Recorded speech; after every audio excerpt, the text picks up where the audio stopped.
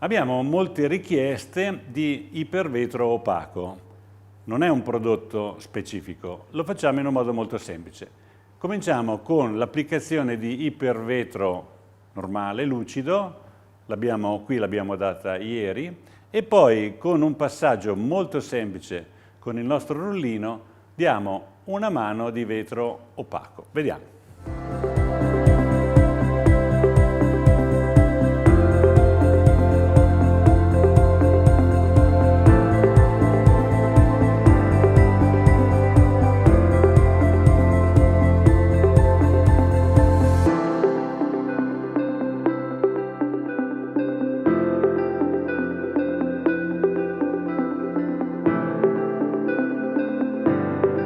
Allora, riepilogo, qui abbiamo una bellissima pietra spaccata con gioia, abbiamo dato ipervetro, ma lo vogliamo opaco, quindi abbiamo dato una mano a rullo, anzi una mano bendata con il suo rullino specifico ed è diventato opaco, è bellissimo, c'è un tatto che è stupendo perché in questo vetro opaco che abbiamo dato c'è del talco, quindi c'è proprio questa sensazione di morbidità e l'abbiamo ottenuto con estrema facilità.